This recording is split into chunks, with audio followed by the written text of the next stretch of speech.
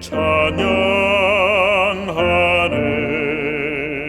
주님의 높고 위대하심을 내 영혼이 찬양하네. 숲속이나 푸르른 깊은 산에 지저귀는 저 새소리들과 고요하게 흐르는 시냇물은 주님의 솜씨 노래하도다. 주님의 높고 위대하심을 내 영혼이 찬양하네. 주님의 높고 위대하심을 내 영혼이 찬양하네.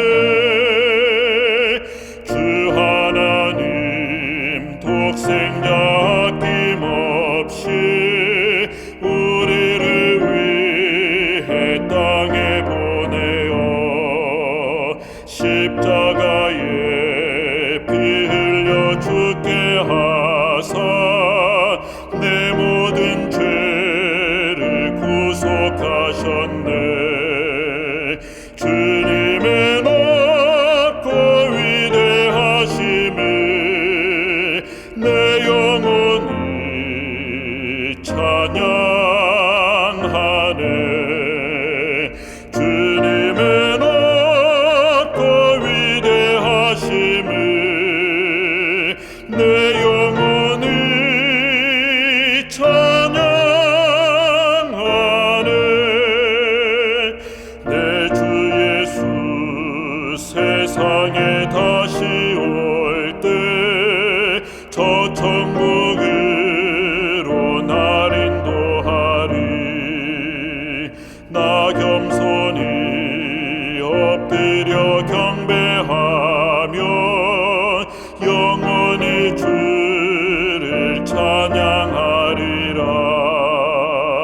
주님의 높고 위대하심을 내 영혼이 찬양하네. 주님의 높고 위대하심을 내 영혼이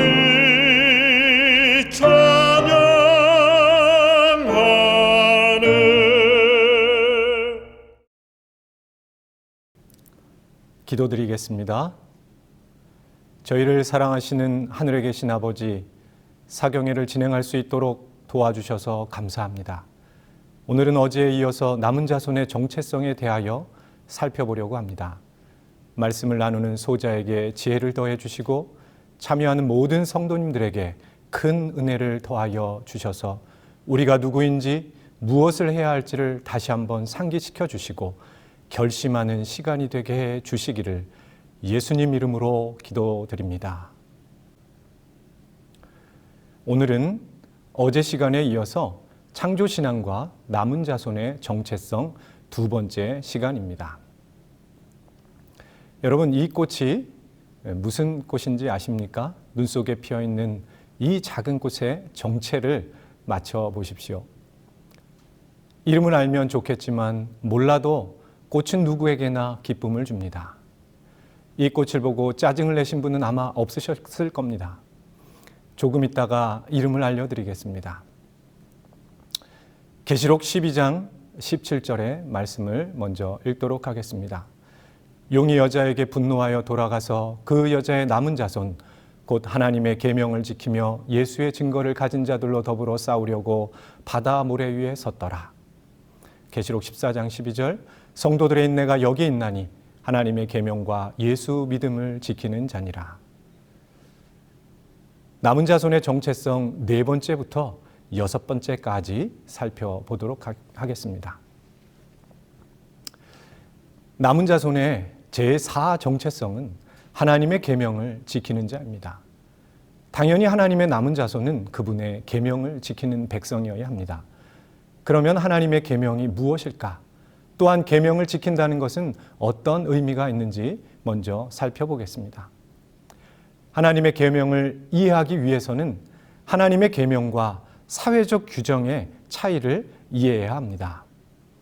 계명의 사전적 의미는 어떤 사회나 집단에 속한 사람들이 꼭 지키도록 요구된 규정이라고 되어 있습니다.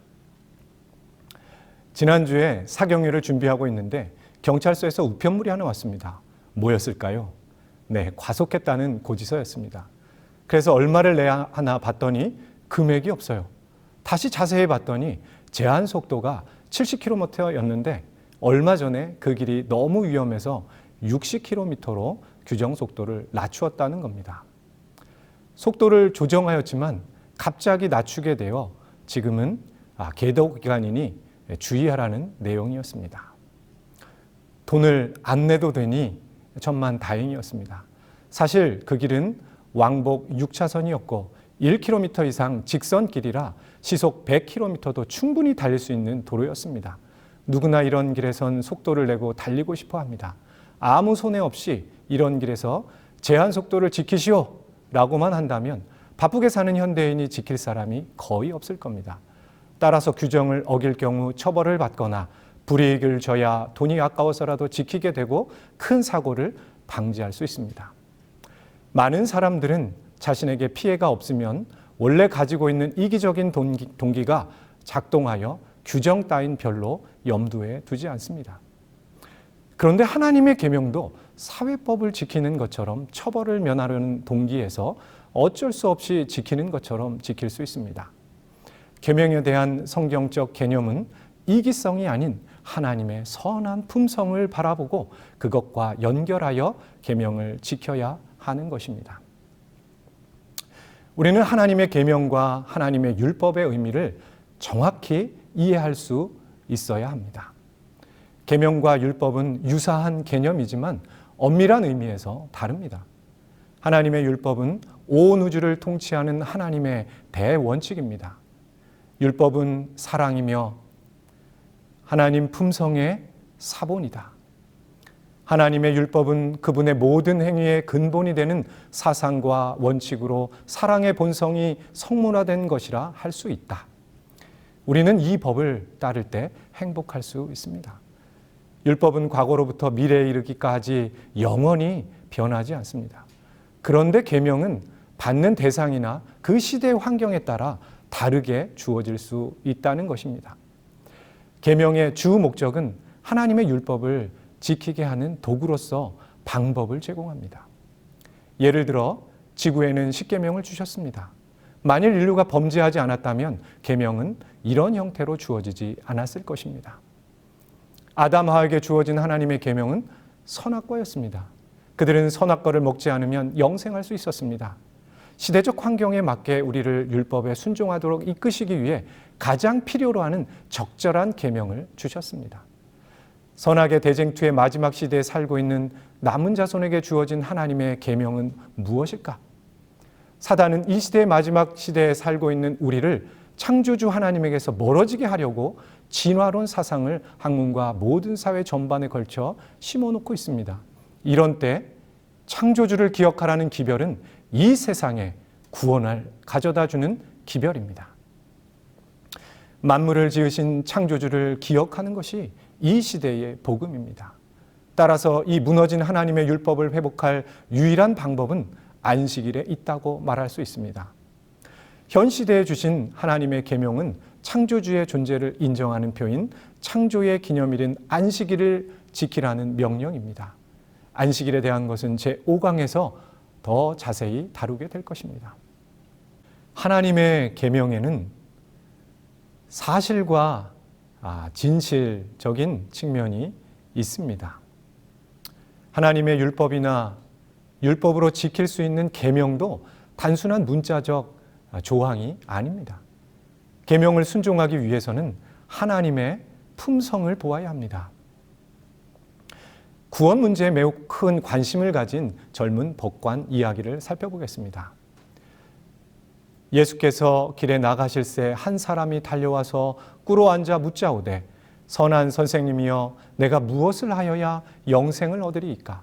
예수께서 이르시되 내가 어찌하여 나를 선하다 일컫느냐? 하나님 한 분 외에는 선한 이가 없느니라. 내가 계명을 안 하니 살인하지 말라, 간음하지 말라, 도둑질하지 말라, 거짓 증언하지 말라, 속여 빼앗지 말라, 내 부모를 공경하라 하였느니라. 그가 여짜오되 선생님이여 이것은 내가 어려서부터 다 지켰나이다. 예수께서 그를 보시고 사랑하사 이르시되 내게 아직도 한 가지 부족한 것이 있으니 가서 내게 있는 것을 다 팔아 가난한 자들에게 주라. 그리하면 하늘에서 보화가 내게 있으리라. 그리고 와서 나를 따르라 하시니 그 사람은 재물이 많은 고로 이 말씀으로 인하여 슬픈 기색을 띠고 근심하며 가니라. 이 부자 법관은 구원 문제 해결을 위해 문자적 관점, 즉 사실적 관점으로 접근하였습니다. 그는 모든 문자적으로 기록되어 있는 계명들은 다 지켰다고 자부하였습니다. 그의 문제를 깨닫게 하기 위하여 예수님은 진실적인 관점인 왜 계명을 지켜야 하는가에 시선을 옮겨주셨습니다.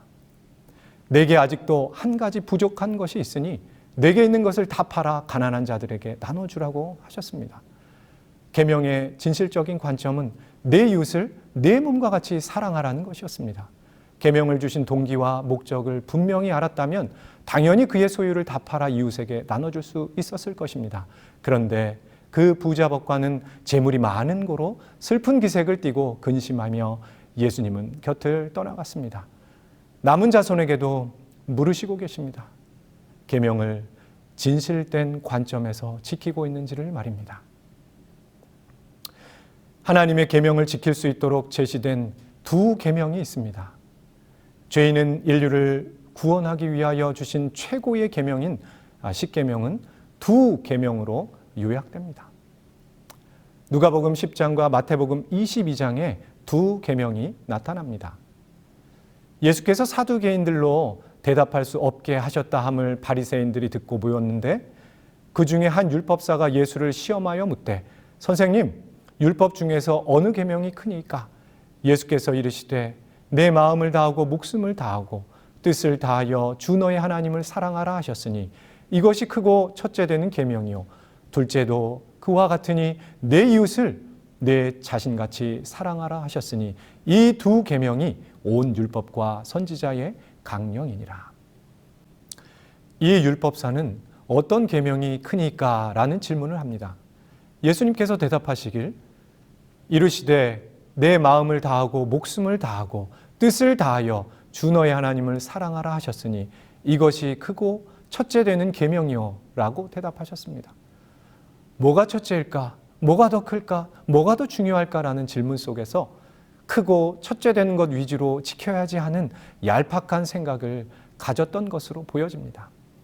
마치 시험 문제에 10점짜리가 있고 1점짜리가 있다면 당연히 1점짜리에 집중하기보다 10점짜리에 더 신중을 기하고 놓치지 말아야 한다는 생각을 가지는 것처럼 옳거니 하나님을 사랑하는 것이 크고 첫째 되는 계명이라고 말씀하시니 그래 다른 것은 1점짜리니 놓쳐도 크게 손해보지 않겠지? 하는 생각을 가졌을지 모릅니다. 그런데 예수님은 이어서 둘째도 그와 같으니 내 이웃을 내 자신같이 사랑하라 하셨으니 이 두 계명이 온 율법과 선지자의 강령이니라. 둘째도 그와 같으니라고 하십니다. 어느 것이 더 중요한 것이 아니라 상하가 있는 것이 아니라 둘 다 크고 중요하다고 말씀하십니다. 그럼 왜 크고 첫째 되는 계명이라고 말씀하셨습니까? 그것은 나와 하나님과의 사랑의 관계를 나타내는 계명이 앞쪽에 위치하고 나와 이웃 간의 사랑이 나타나는 계명이 뒤쪽에 위치하여야 율법이 목적한 바가 이루어질 수 있기 때문입니다. 하나님을 사랑하는 것은 율법의 완성인 이웃을 사랑하는 계명으로 가는 통로이기 때문에 위치상 첫째라고 한 것입니다.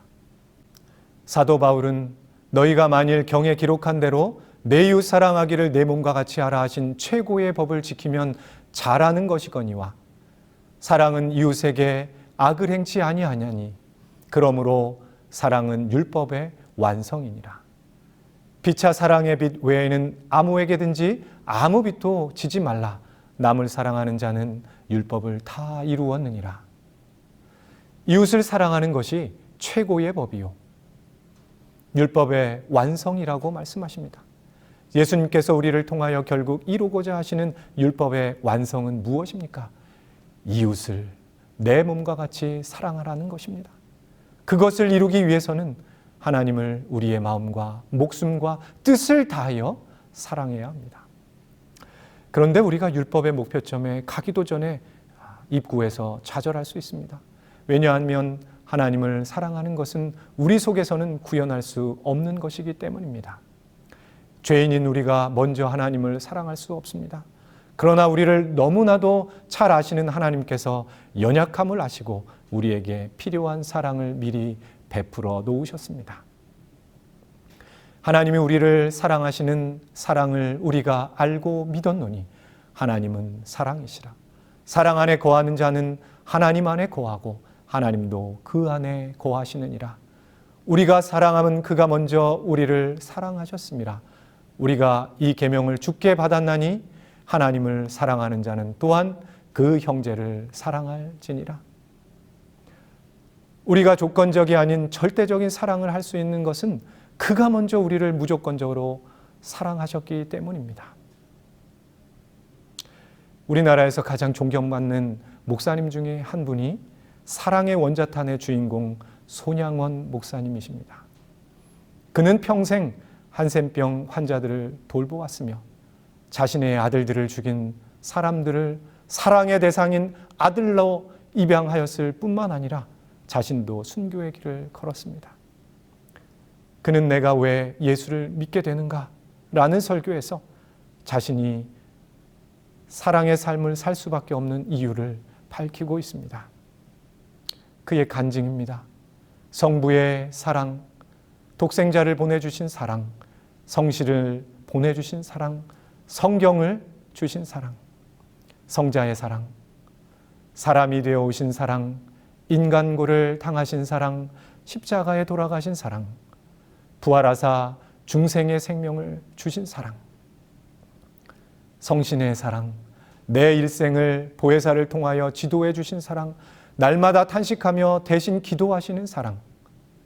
그는 삼위 하나님의 사랑을 깨달은 자의 합당한 종이 되었던 것입니다. 손 목사님은 하나님의 사랑을 깨닫고 사랑의 삶을 살지 않는 것은 곧 배은 망덕의 죄를 범하는 것이라고 했습니다.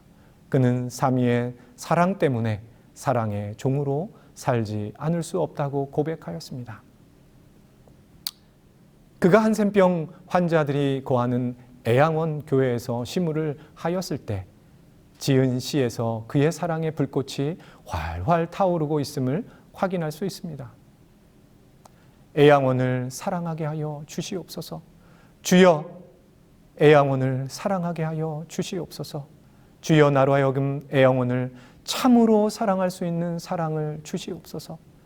주께서 이들을 사랑하신 것 같은 사랑을 주시옵소서. 이들은 세상에서 버림을 당한 자들이 없고 부모와 형제의 사랑에서 떠난 자들이 없고 세상 모든 사람들이 다 싫어하여 꺼리는 자들이 오나 오 주여, 그래도 난 이들을 진정으로 사랑하게 하여 주시옵소서. 오 주여, 나는 이들을 사랑하되 나의 부모와 형제, 처자보다도 더 사랑하게 하여 주시옵소서. 심지어 나의 일신보다도 더 사랑하게 하여 주시옵소서. 차라리 내 몸이 저들과 같이 된다면 이들과 함께 기뻐하며 일생을 같이 넘기려 하오니 주께서 이들을 사랑하사 어루만지심 같이 내가 참으로 사랑하게 하여 주시옵소서. 주여, 만약 저들이 나를 싫어하여 나를 배반할지라도 나는 여전히 저들을 참으로 사랑하여 종말까지 실어버리지 않게 하여 주시옵소서. 만약 내가 여기서 쫓겨남을 당하여 나가게 될지라도 나는 이들을 사랑하여 쫓겨난 그대로 남은 세월을 이들을 위하여 기도할 수 있는 참다운 사랑을 나에게 주시옵소서. 오 주여, 내가 이들을 사랑한다 하오나 인위적 사랑이 되지 않게 하여 주시옵소서. 사람을 위하여 사랑하는 사람이 되지 않게 하여 주시고 주를 위하여 이들을 사랑하게 하여 주시옵소서. 주께로부터 나온 나의 사랑이었고 또한 주를 위하여 사랑하게 되는 것임에 내 어찌 주보다 더 사랑케 되오리이까. 그러나 나의 일신과 부모와 처자보다 더 사랑하게 하여 주시되 주를 사랑하는 그 다음은 이 애양원이 되게 하여 주시옵소서. 주여, 내가 또한 세상의 무슨 명예심으로 사랑하거나 말세의 무슨 상급을 위하여 사랑하는 무슨 욕망적 사랑도 되지 말게 하여 주시옵소서. 다만 그리스도의 사랑의 내용에서 되는 사랑으로서 이 불쌍한 영육들만 위하는 단순한 사랑이 되게 하여 주시옵소서. 오 주여, 나의 남은 생이 몇 해 있는지 알 수 없으나 이 몸과 마음을 주께 맡긴 그대로 이 애양원을 위하여 중심으로 사랑케 하여 주시옵소서. 여기서 손 목사는 주님을 사랑하는 사랑은 곧 애양원을 사랑하는 사랑으로 나타나야 할 것을 말하고 있습니다. 마침내 그는 하나님이 선물로 주신 사랑으로 소외되고 버림받은 한센병 환자들 자기보다 더 사랑했으며 두 아들을 죽인 원수를 살려내 양아들로 맞아들임으로 주 예수님의 사랑은 자기보다 우리를 더 사랑한 사람이며 자기가 없는 사랑인 것을 보여주었습니다. 우리 형제들에게 나타내는 정신이 곧 하나님께 나타내는 정신이 어떠한지를 선언하고 있다. 마음속에 하나님께 대한 사랑이 있을 때만 이웃에 대한 사랑이 솟아난다. 하나님을 최고로 사랑한 이후에 이웃을 내 몸처럼 사랑할 수 있다. 하나님의 사랑은 우리의 이웃을 사랑하는 가운데서 열매를 맺을 것이다. 두 계명 중 왜 하나님을 사랑하는 계명이 첫 단계이고 이웃을 사랑하는 단계가 그 다음인지 이제 충분히 아셨을 겁니다. 이웃을 사랑하는 계명이 덜 중요하기 때문에 건너뛰어도 되는 그런 계명이 아닙니다. 절대적인 사랑이 지닌 세 가지 단계가 있습니다. 첫 번째가 관심이고, 둘째가 동정심, 세 번째가 치유입니다. 동정심에 대하여 사경의 교재 90에서 95페이지의 내용을 자세히 읽어보시기를 권고드립니다. 진정한 사랑을 가진 사람은 다른 사람의 문제에 대하여 이타적 동기에 관심을 갖게 되고 그 문제가 내 문제인 듯 동정심을 느끼게 되고 급기야 내가 가진 돈이나 명예나 목숨까지 바쳐서 문제를 책임지고 해결하여 고통받아 사랑하는 사람들의 마음을 치유하는 것에까지 이르는 것이 하나님께서 보여주셨던 아가페 사랑입니다. 손양원 목사님이 한센병 환자들을 돌볼 때 그랬습니다. 오 주여, 나는 이들을 사랑하되 나의 부모와 형제, 처자보다도 더 사랑하게 하여 주시옵소서. 심지어 나의 일신보다도 더 사랑하게 하여 주시옵소서. 차라리 내 몸이 저들과 같이 된다면 이들과 함께 기뻐하며 일생을 같이 넘기려 하오니 주께서 이들을 사랑하사 어루만지신 같이 내가 참으로 사랑하게 하여 주시옵소서. 관심과 동정심을 넘어 자신의 모든 것을 들여서 애양원에 있는 한센병 환자들을 도우려는 그의 마음을 알 수 있습니다. 성삼위께서 나를 어떻게 얼마나 사랑하셨는지를 깊이 체험한 사람은 이웃을 향하여 주님이 가지셨던 아가페 사랑을 나타낼 수 있습니다. 진화사상은 하나님의 율법을 변경하려 합니다. 하나님의 율법은 사람의 행복과 관련이 있습니다. 이것이 유지되고 지켜질 때 지키는 사람과 주변의 사람들이 행복해지는 복음입니다. 그런데 사단은 진화사상을 통하여 하나님의 율법 사상을 변경하여 사람들을 결국 불행으로 이끌어 가려고 합니다. 제1강에서 들으셨던 제1창조신앙은 하나님 중심적 세계관입니다.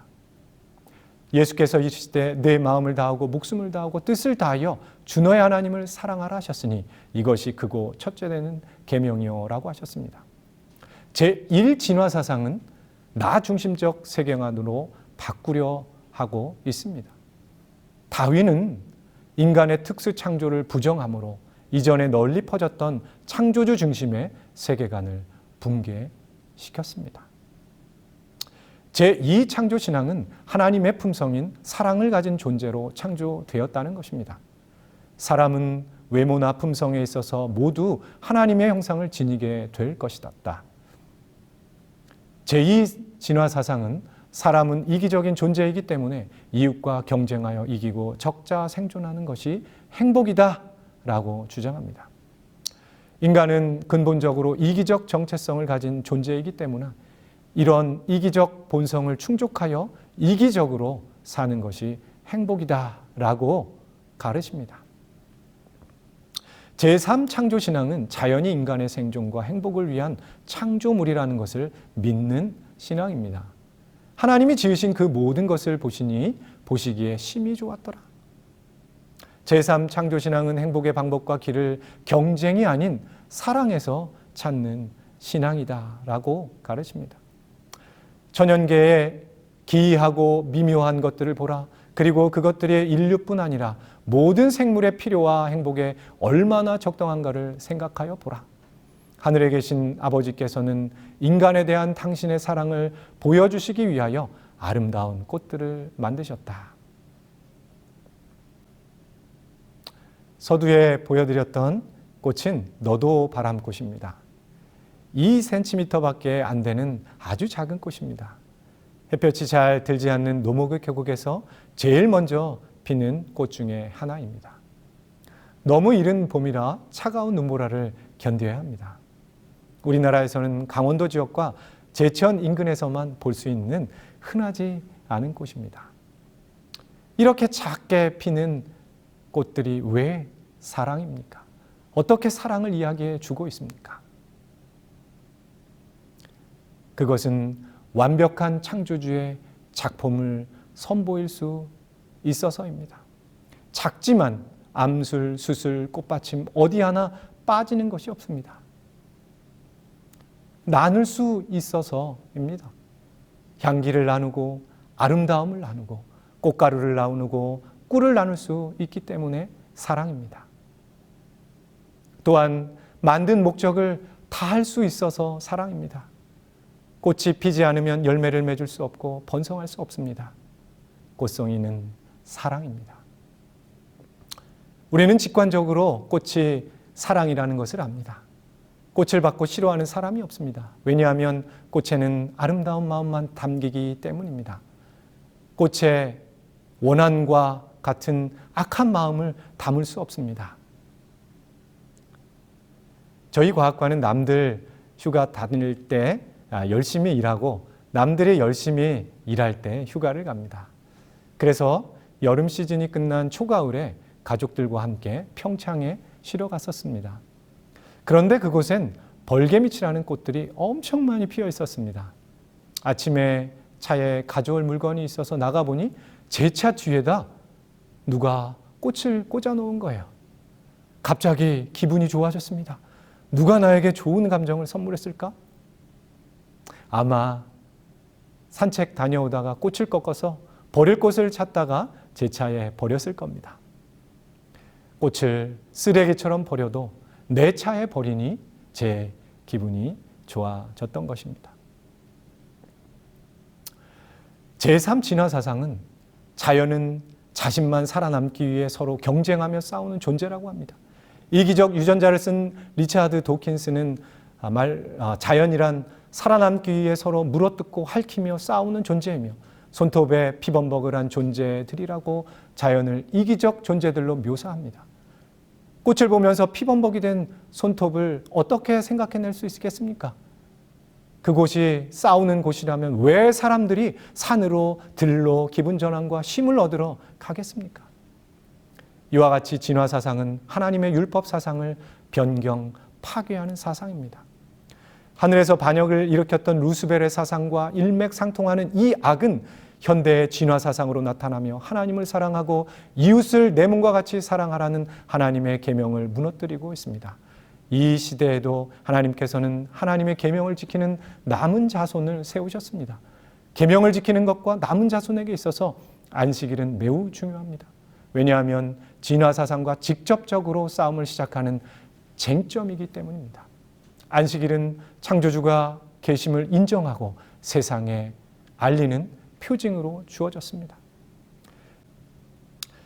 이 싸움에서 넷째 계명의 안식일은 중요한 대쟁점이 될 것인데, 이는 위대하신 입법자께서 안식일 계명을 통하여 당신 자신을 하늘과 땅의 창조주로 나타내시기 때문이다. 따라서 이 시대의 남은 자손은 하나님의 계명인 안식일을 제대로 지키는 백성들이며, 하나님의 율법 사상인 사랑으로 무장할 수 있는 것은 창조 세계와 어떻게 연결되어 있는지 5강에서 더 자세히 다룰 것입니다. 남은 자손의 제5 정체성은 예수의 증거를 가진 자들입니다. 각 시대마다 사명을 가진 자들에게 예수 그리스도께서 주신 기별은 다음 두 말씀을 통하여 예수의 증거를 가진 자는 각 시대의 선지자임을 알 수 있습니다. 천사가 내가 그 발 앞에 엎드려 경배하려 하니 그가 나더러 말하기를 나는 너와 및 예수의 증거를 받은 내 형제들과 같이 된 종이니 삼가 그리하지 말고 오직 하나님께 경배하라. 천사의 발 앞에 경배하려고 엎드렸더니 저가 내게 말하기를 나는 너와 내 형제 선지자들과 또 이 책의 말을 지키는 자들과 함께 된 종이니 그리하지 말고 오직 하나님께 경배하라. 예수의 증거를 받은 내 형제들은 내 형제 선지자들과 같은 말입니다. 그러므로 예수의 증거를 받은 자는 선지자입니다. 마지막 시대에 하나님의 남은 자손만이 예수의 증거를 가진 자들이 아닙니다. 예수의 증거를 가진 선지자들은 대쟁투의 역사에서 하나님의 임명을 받은 증인들로서 그 시대가 필요로 하는 진리의 기별을 전할 사명을 받은 모든 자를 가리킵니다. 그들에게 기별을 주신 분은 바로 예수 그리스도이셨습니다. 그래서 그 기별을 증거하라고 합니다. 그럼 예수의 증거는 무엇을 증거하는 기별입니까? 각 시대마다 주어졌던 예수의 증거는 동일한 목적을 가지고 있는데 바로 인류의 구원 문제의 해결이었습니다. 이 구원 문제는 대쟁투의 또한 핵심입니다. 사단은 하나님의 본성과 율법에 대하여 잘못 나타내고자 하였습니다. 루스벨은 하나님을 이기적이고 불공평하며 그분의 율법은 결함이 있기 때문에 온 우주의 행복을 위해서는 변경할 필요가 있다고 주장하였습니다. 대쟁투가 시작되었을 때 하나님의 품성을 그릇 나타내고 그분의 율법에 대하여 반역을 선동하는 것이 사단의 목적이었다. 결론적으로 예수의 증거는 첫째, 하나님의 사랑의 본성을 증거하고 둘째로 하나님의 율법이 사랑이고 그래서 우주의 거민들을 지켜주는 행복의 울타리이므로 사랑의 율법을 지키면 행복하게 살 수 있다는 것을 증거하는 기별이 되어야 합니다. 예수의 증거의 원본은 예수께서 직접 설명하고 보여주신 기별입니다. 그리스도께서는 당신의 거룩한 율법에 나타나신 것과 같은 하나님의 품성을 세상 사람들에게 증거하시기 위하여 오셨다. 당신의 율법은 당신의 품성의 사본이다. 그리스도는 율법이셨고 동시에 복음이셨다. 영원한 복음을 전하는 천사는 하나님의 율법을 선포하고 있는데 이는 구원의 복음이 인간들로 율법에 순종케 하여 저들의 품성이 거룩한 모습을 닮을 수 있기 때문이다. 예수께서는 당신의 모본을 통하여 봉사한다는 것이 무엇을 의미하는 것인지를 가르치기 위해 인간의 선두에 서도록 보내심을 받았다.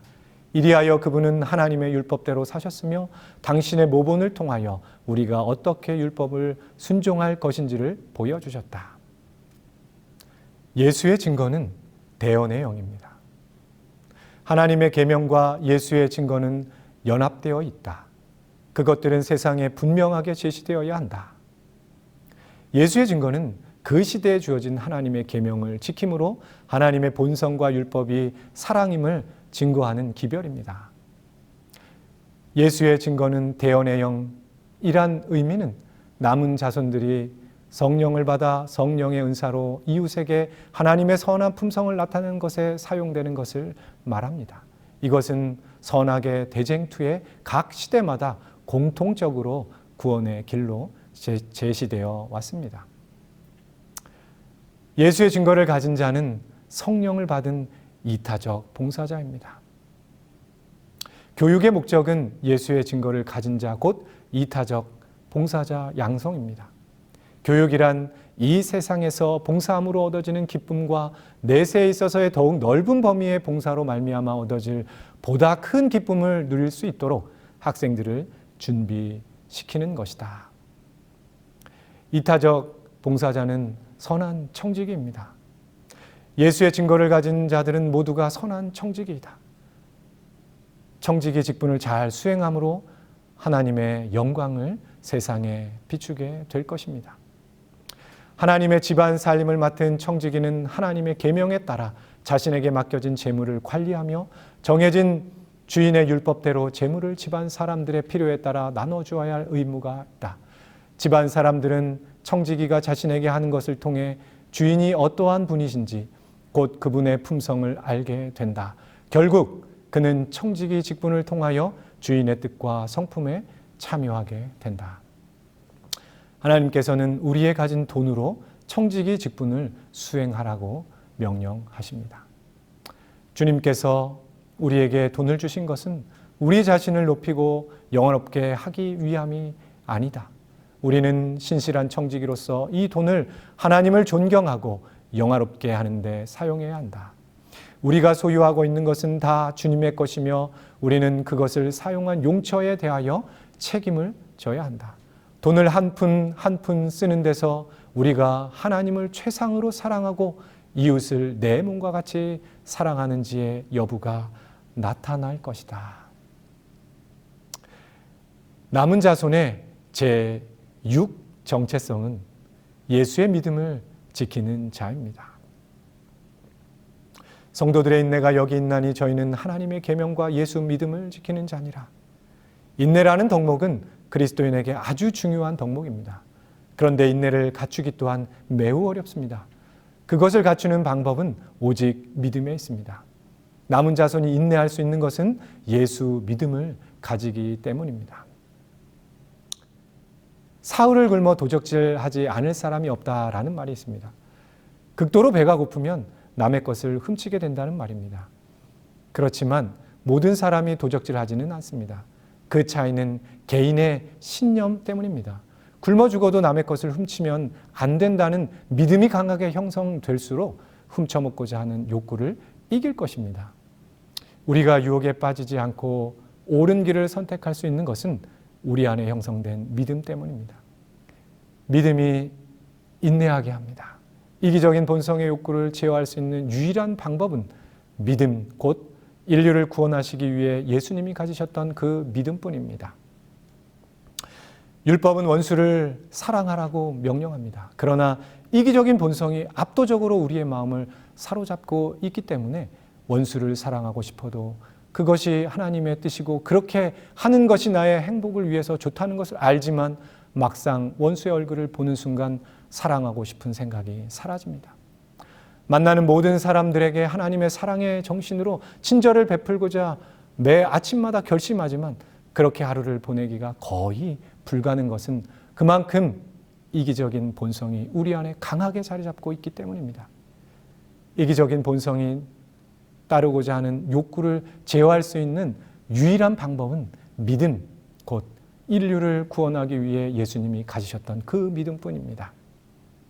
예수 믿음에 대해서 살펴보도록 하겠습니다.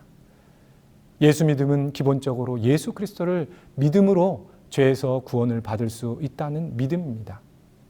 예수 그리스도께서 나의 죄를 위해 십자가에서 돌아가셨다는 하나님의 큰 사랑을 믿고 받아들이는 믿음이 우리로 이웃을 내 몸처럼 사랑할 수 있게 합니다. 예수 믿음은 예수님이 가지셨던 믿음, 곧 죄인인 우리를 구원하시려고 십자가를 참으신 믿음입니다. 또한 자기에게 거역한 죄인을 참으신 믿음입니다. 하나님의 사랑과 용서의 인내가 가득한 믿음입니다. 예수 믿음이 우리 이웃의 잘못을 용서하는 인내를 가져오게 됩니다. 예수 믿음이란 이런 예수님을 믿는 믿음입니다. 우리는 믿는 대상을 찾고 바라봅니다. 바라봄으로 그 믿음은 강해지고 바라봄을 통해 담게 됩니다. 우리는 이런 믿음을 갖기 위해 예수를 깊이 생각하고 바라보아야 합니다. 결국 믿음은 믿음을 행사하여 얻어진 실제 경험을 통해서 강해지기 때문입니다. 그러므로 함께 하늘의 부르심을 받은 거룩한 형제들아, 우리가 믿는 도리의 사도시며 대제사장이신 예수를 깊이 생각하라. 너희가 피곤하여 넋심치 않기 위하여 죄인들이 이같이 자기에게 거역한 일을 참으신 자를 생각하라. 믿음의 주요 또 온전케 하시는 이인 예수를 바라보자. 그는 그 앞에 있는 기쁨을 위하여 십자가를 참으사 부끄러움을 개의치 아니하시더니 하나님 보좌 우편에 앉으셨느니라. 믿음은 한순간의 강한 경험에 의해 형성되기도 하지만 강한 믿음은 평생의 과업입니다. 인내가 필요합니다. 강한 이기적인 인간의 본성으로 우리는 자주 넘어집니다. 인내가 필요합니다. 죄의 유혹과 죄의 욕구에 자주 넘어갑니다. 예수 믿음으로 말미암는 인내가 우리에게 절실히 필요합니다. 예수 그리스도를 향한 믿음의 인내가 결국 우리로 죄를 이기고 하나님의 온전하신 품성으로 인도할 것입니다. 인내를 온전히 이루라. 이는 너희로 온전하고 구비하여 조금도 부족함이 없게 하려 함이라. 인내를 온전히 이루시고 하나님의 크신 은혜 가운데 사시는 여러분 되시기를 바랍니다. 내일 다시 뵙도록 하겠습니다. 감사합니다. 다 같이 기도하시겠습니다. 하늘에 계신 아버지, 저희를 남은 자손 삼아 주셔서 감사합니다. 우리의 정체성이 무엇인지 알게 하셔서 감사합니다. 성령 하나님, 저희에게 깨달은 말씀처럼 이 마지막 시대에 하나님의 남은 자손의 정체성을 잘 드러내어 우리를 창조하시고 지금도 사랑을 아낌없이 보내주시는 사랑의 창조주를 세상에 밝히 드러낼 수 있도록 우리 모두에게 은혜를 주옵시기를 예수님 이름으로 기도드립니다.